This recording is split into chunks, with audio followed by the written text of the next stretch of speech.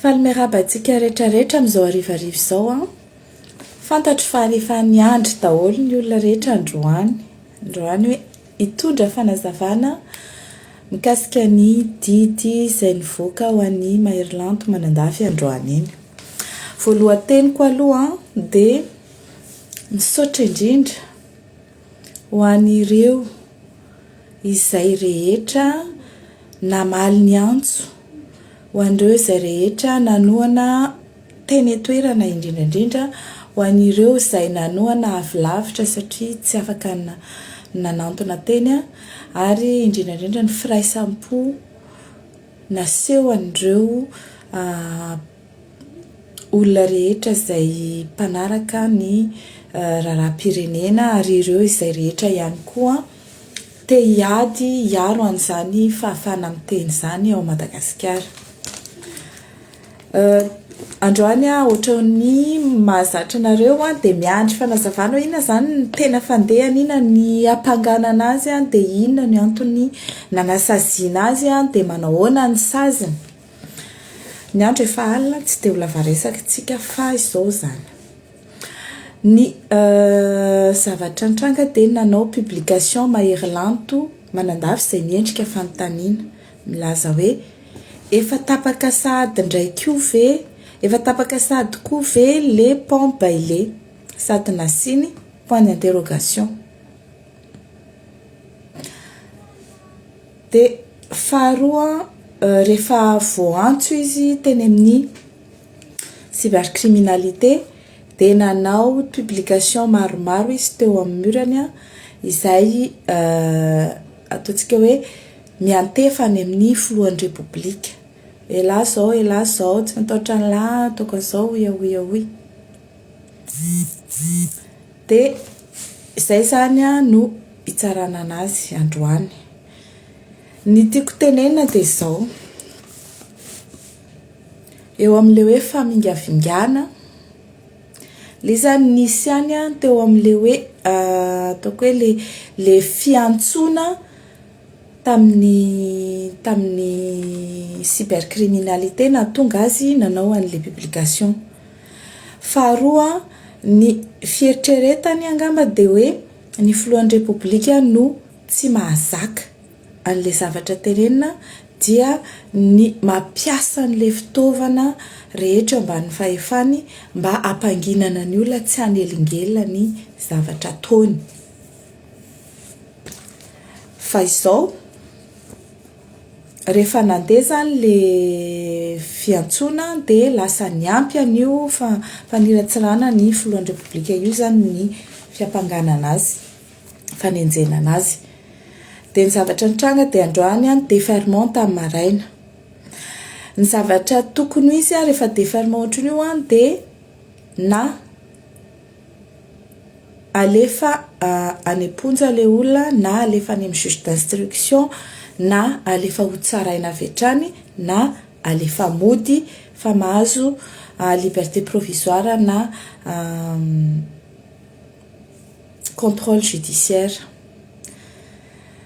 Androany dia nisahotaka be ny olona rehetrarehetra satria rehefa niraisy ny tsara tao amin'ny fampanohavana ny procureur ny dossier Mahery Manandafy dia tsy hitany mpanaraka intsony hoe nakaiza Mahery nakaiza tsy hita, nanontaniana ny tao amin'ny parquet hoe tsy ato intsony izy efa lasa, hoe nampiakarina any izany tsy haiko. Dia hitantsika teo amin'ny Facebook hoe tsy hita Mahery tsy hita nanasian'zareo anazy, ny gendarme naka nisy an'izao. Izay zavatra izany dia ataoko hoe reproche atao amin'ny fitsarana satria tsy mba manao an'ilay culte na transparence, tsy te hanao mangarahara. Ina moa izany problème an'ilay fitsarana raha ohatra ka nilazana teo imason'ny olona teo zany ireo olona izay nanontany, ny fianakaviany, ny vadiny, ny havany izay nanontany hoe nakaizaka tompoko Mahery Manandafy rehefa mivoaka avy atao amin'ny procureur, fa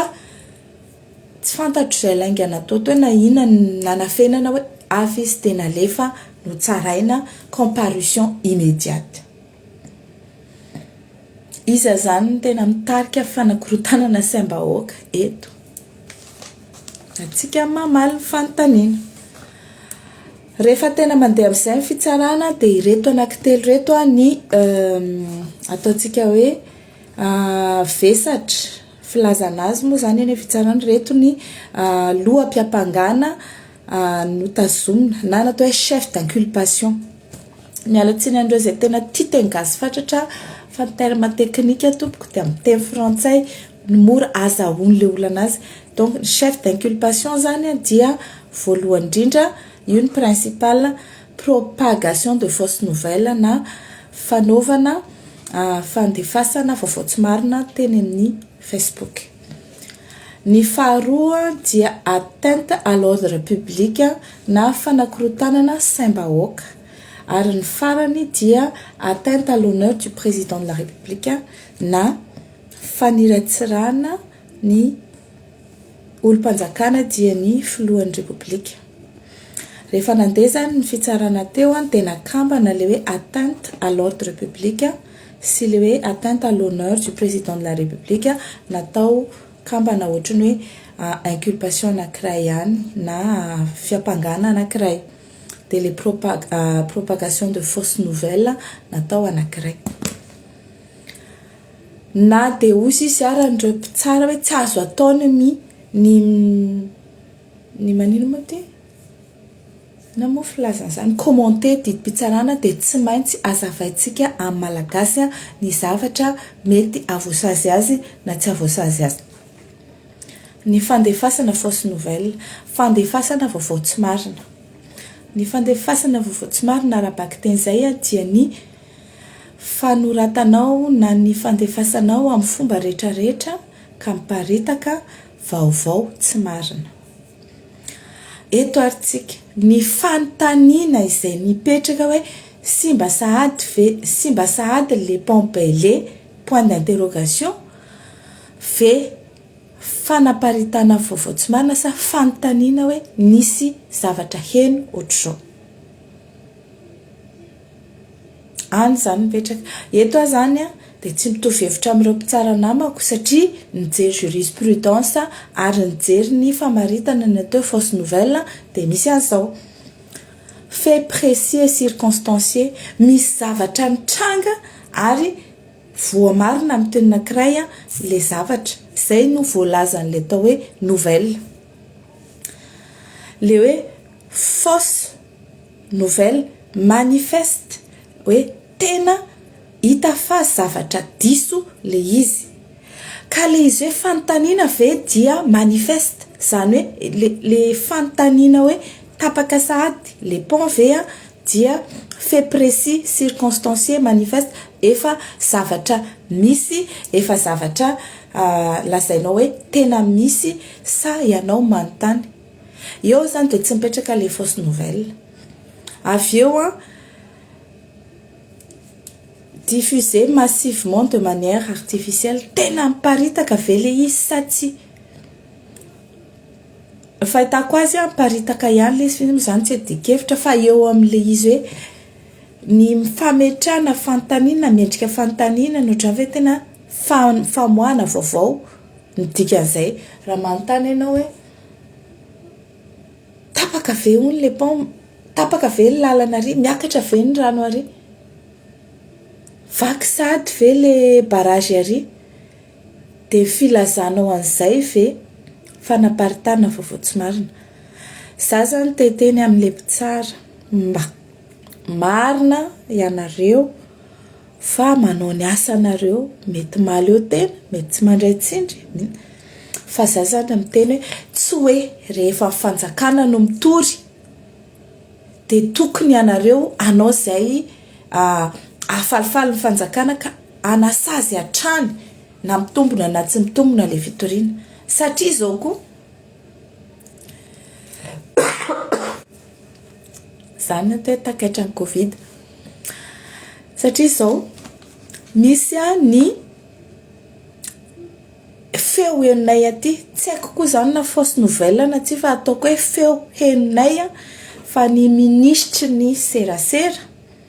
dia nanome baiko hoe sazio roa taona hatranomaizina sazy miatra io Maherlanto io. satria hoe manakorotana saim-bahoaka hoy ahoy dia satria ve zany a ny olona ao amin'ny fitondrana miteny ao amin'ny fitsarana hoe tsy maintsy saziana io olo dia tsy maintsy saziana le olona fa tsy mijerinareo eo amin'le hoe fait précis et circonstancié ka raha fa tsy zay le izy a dia za zany tena miteny tsy io ihany a ny oraraha ho tsarainareo fa rehefa mbola misy hafa re tompoko eo dia okinareo mba hitsaraka ny lariny sy nitsiny mety faly mahery lanto fa nahazo sursis mety faly izy sa hoe nahazo amende fa na tiana na tsy tiana dia reconnu coupable izy nolazaina fa meloka izy izany efa dia mahita ary tsika rehetra mahita fa tsy meloka izy mety hoe tsy nigadra fotsiny izy tsy niditra-ponja fa amiko tsy misy eloka ny filazana fanontaniana zavatra ohatrany io faharoa manaraka an'izay eo amin'le hoe atteinte à l'ordre public, atteinte à l'honneur du président de la République. Le hoe atteinte à l'ordre public fanakorotanana saim-bahoaka. Ny mpanakorotana saim-bahoaka eto tompoko dia ny fitondrana amin'ny décision izay raisiny. Arina mba sazinareo amin'ny fanakorotananareo saim-bahoaka io. Inona? Sanareo zany ny tompo fitsarana dia nareo ny tompo polisy sy ny gendarme dia nareo tsisy manenjika fa inona amin'io zavatra io zany nanakorotana n'le saim-bahoaka da aveo moa le zany mody natao hoe dia mitovy ao amin'ny natao mikambana ao amin'le hoe atteinte à l'honneur du président de la République ianao andriamatoa aty andafy aty misy ny délit atteinte à l'honneur du président de la République fa efa ny mpitsara ty tsy mampiatra an'izany lalàna izany tsony satria nahoana rehefa tsy mendrika an'le honneur amin'ny maha président de république ianao dia leo mipiripirina fa mahatonga an'le olona manao an'le atteinte dia satria ianareo manan-kavy mihitsy no tsy mendrika an'le honneur inona ny ilazako an'izany mifanenjika miaraka amin'ny basy ny ministra sy ny vady ministra nareo tsisy ninina ataonareo mbola manana honneur avenareo mandeha mifanopaopa amin'ny telefona ny ministra ny affaires étrangères aminareo tsy misy ninina fepetra raisinareo mbola mendrika honneur avenareo ny député anareo tsy mitsahatra miteny ratsy manompa olona eo amin'ny Facebook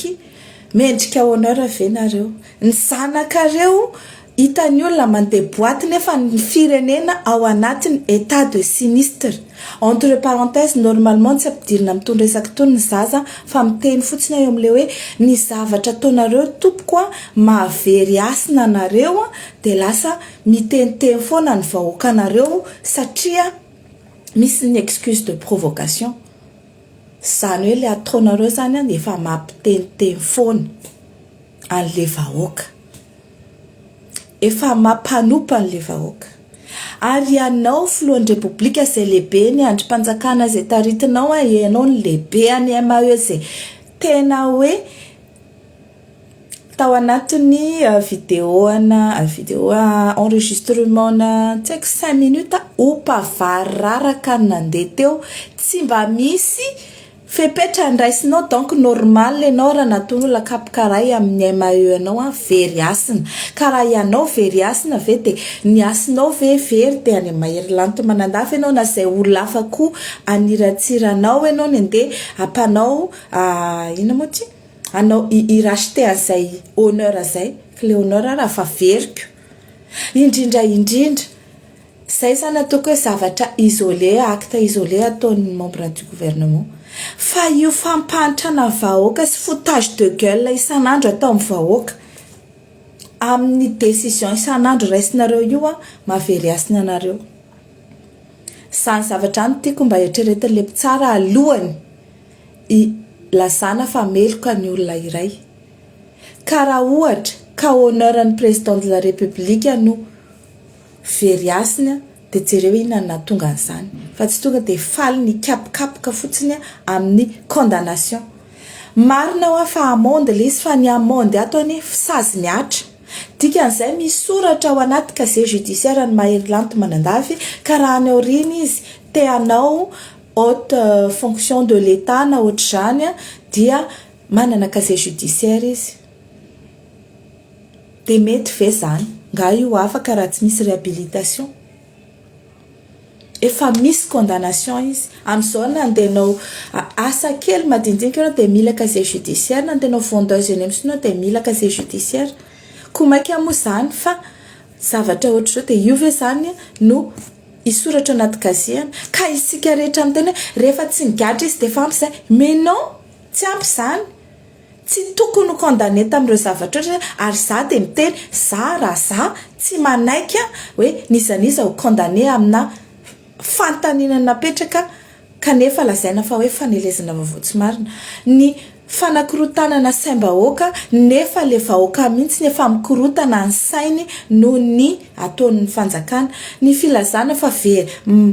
manohitohina ny asin'ny filohan'ny repoblika nefa ny izy arany tsy manaja tena izy ny toropony ry narakotomanga zany tsy manaja tena amin'ny zavatra tenena lazaina fa imbécile ny olona lazaina fa 6% ry lalatiana rakotondrazafy zany milaza fa hoe ianareo ny voretra mpandotony zao rehefa tsy vitanareo le asa dia ajanony fotsiny fa asa ahilikareo ty amin'ny vahoaka ny rihitra fa ianareo niditra teo amin'ny fitondrana io tsy vahoaka endry madio sy milamina ary firenena tonga dia hoe tapitrotra ny nidiranareo teo fa efa fantatrareo fa misy problème efa récurrent fa ianareo milaza hitondra solution saingy ozy izy le irany ataony namana anankiray izay hoe ny sitrapony vita nefa ianao feheziny ny toky fitaka izay nomeny nofinofo fotsiny fa tsy misy tanteraka akory tsy haiko tsy tenao an'le hira fa tsy teny valapeo eto fa zay le izy fa jerentsika any amin'ny murany Vanessa Manonga any le hira any izy mahay manao anazy tsara fa izay ny zavatra misy ny toko fitaka sy ny fanantenana pokatina aminareo an'le vahoaka mahatonga an'zareo teniteny foana aminareo ka raha ohatra ka tianareo hijanona izay dia ajanony koa zany izy fa ataovy amin'izay zay tena tokony ataonareo ary farany mbola voantso any amin'ny gendarme indray Mahery Manandafy tsy fantatrina ny antony inona indray le chef d'inculpation fa ny zavatra misy dia zao ny firaisan-kina ny malagasy izay niseho androany tonga teo daholo ny facebooker 6% ny activiste de salon tonga teny toerana ny olona rehetra izay akaiky sy alavitra ny zanaky Fianarantsoa ny zanaky Antananarivo ny zanaky ny RMDM ny zanaky ny Tima ny zanaky ny mpanohitra rehetra tonga teo daholo dia izay le fiarahamientana zaina teo mitabe tsy lany mamba nisy lacrymogène ve teo tsy nisy hémorragique ve teo tsy nisy tank ve teo tsy satria nahitanareo marobe teo le olona le mpitsara le fitondrana aemory indray aloha le 2 ans ferme fa tena mijerefa parady tsy ametrahana ny eo amin'ny fonja fa raha io ny ataontsika MD eto rotakio ary za koa dia miteny adala ny malagasy raha tsy nyrotaka raha sanatria ka nisy MD teo satria ny mahazo any Mahery androany dia mety mahazo anao izay manao Facebook rehetra io izay efa leo mba tsy tenenako an'le terme fataontsika hoe iny aleo soratana ihany rehefa leo amin'ny fatapahan-jiro nyzay nandry isaky ny tapaka ny jiro zay dia ny fifampy fifampanontronanareo sy ny ataontsika hoe firaisan-kina aseho an'ny malagasy manohitra ny tsy mety rehetra amin'izao fitondrana sy izao zava-misy zao sy mahita ny tsirariny amin'izao izay ihany no fiarovana sy fandresena ho anareo fa raha tsy zany dia 2 ans ferme na 44 mois ferme indray io Manandafy Rakotonirina zay le izy io fa za tsy tenen'io eto sao dia mitovy amin'ny minitry ny amayo io raha mitenen'io bref dia zay zany fa dia avelako tsika amin'izao andro arivo izao mikasika an'izay dia samia paritao hoe ny saziny manandavy zany ay ty adingona nazavana azy fa nisy diso kely ny filazany RFI ho an'le chef d'inculpation voalohany propagation de fausse nouvelle dia 6 mois avec sursis miampy 900 000 ariary d'amende ferme. Dika le 6 mois avec sursis dia tsy miditra ny ponjy izy fa natao sasy miantona. Raha ohatra ka misy zavatra fa ataony ka mahavoasazy anazy akoatran'izao dia miatra avy hatrany 6 mois sursis io dia miditra ny ponjy izy. Eo zany amin'ny mampanahy hoe sao dia mbola ho condamné zareo zavatra fa indray izy ampy resaka gendarme io satria sursis indray mandeha ihany fa tsy hoe afaka atao sursis foana le olona. Ny inculpation atteinte à l'ordre public sy ny atteinte à l'honneur izay nakambana zany le chef d'inculpation dia lazaina fa melika izy ary nosasiana 6 millions d'ariary amende ferme. Dikany hoe amende ferme lamandy dia aloha amin'ny trésor public zany hoe any amin'ny fitsarana ary ny dikany hoe ferme dia hoe miatra avy hatrany raha tsy manao appel. Dikan'izay dia didy raikitra io rehefa tsy manao appel zany hoe fa tsisy recours dia miatra avy hatrany. Tsy onitra ny lamande ny onitra manko dommage intérêt donc tsy alohany amin'ny andro rajoely io ary tsy aloha any amin'ny zay olona nitory ohatra hoe nitory ny ministera ny serasera tsy any aminazy ny andaovana an'io fa any amin'ny trésor public dia miditra ny anaty kitapom-bola mpanjakana. Zay zany satria zany daholo ny fanontaniana nandeha teo hoe dia makaiza zany le amende any amin'ny mpitory ve dia oka tsy teny ny olona satria ny teny daholo ireo watahoata sy ny rehetrarehetra hoe inona ny idiran'ny filohan'ny republika ny gouvernement tompoko dia misy unité zany hoe anankiray entité anankiray dia zareo no nitory an'io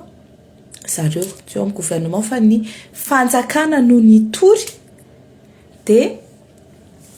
fanjakana zany zay filohan'ny republika ny lohany no tomponantoka tamin'ny fitoriana io ary ny ministra ny serasera no tena nanetsiketsika an'io te hanao entre parenthèse kely ho an'ny ministra ny serasera. Ity ministra ny serasera ty zany dia tena hoe manao ririndasaka tsy tsaroana mihitsy. Tamin'iza président ny SMM tadidiko tsara mihitsy nanaovako vidéo ohatran'izao nilaza nanao izay tsy ampigadra anazy tamin'ny resaka Honoré Rakotomanana. Satria namoaka vaovao izy hoe nanana trano be mijoalajoala ohatrohatrao ny président Sénat Honoré Rakotomanana. Dia avy eo nefany ny président Sénat tamin'izany nilaza hoe tsy mitovy le anarana fa olona hafa le Rakotomanana fa tsy izy. Ary tsy honoré izy fa anarana hafa tsy tadidiko tamin'izay. Dia tokony nanao démentiste izy zareo tsy nety nanao ny nandeha ny fitoriana dia saika no samborina ilalatina Rakotondrazafy dia ny pompepenina taty aminay taty mba tsy ho voasambotra. Zao ianao eo amin'ny pouvoir ianao indray no mandeha manao izay isamborana ny olona rehetrarehetra izay miteniteny eo amin'ny Facebook. Dia tandre fa mety hoe manda rainy ianareo ary mety hoe manda efatra raha mbola angala-bato nareo fa rehefa vita izay dia fakahita eto indray tsika. Ary za dia miteny averiko foana zahay dia tsy misy resaka fihavanam-pirenena izany fa izay nanao dia ataonay koa. Indrindra raha hoe nanao fangalarana kolikoly sotrany dia efa titeny ndrainareo afaka vita ny katy mandanareo na vita loha mandanareo fotoana dia avy koa zahay satria nareo sura fa raha zay ny eo amin'ny fitondrana ny vavanareo pira no nenendry mahery-lanty manandafy pira no nenreo olona rehetra na ny opa na ny fandaingana na ny fanelezana tsao na ny famelezana zanaka na fidirana vie privé na nina dia izay dia miteny rehefa mpamosavy milefina amoron-dalana dia matety valikitsaka manao izay izao ataonareo rehefa zainy eo a za de miteny ho ampiarinay aminareo koa le lalàna napetraka reo nampiarinay aminay fa saingy ny fitsarana tompoko de oka hitsara araky ny tokony ho izy rehefa na hitory aran'izay mpitondra amin'izany fotoana zany a de okanareo hijery mba mitombona kosa ve le fitorianay satria zay koa tsy hitoritory fatany olona manontany ve de ho ataonao fa hoe nanao division de fausse nouvelle zay nresantsika androany a fa de amin'ny manaraka indray a de miandro indray tsika ina zavatra mitranga rapitso fa raha afaka pitso manome fotoana anareo a amin'ny vidéo zay tsisy fandraisany amin'ny mahery-lanto manandafy a fa toy an'le fangalana ny ina moa zany le audio nazahoana ny feo any ministry ny fitsarana tao anatina conversation téléphonique zay zany fa de mandram-piona de bonne nuit daholo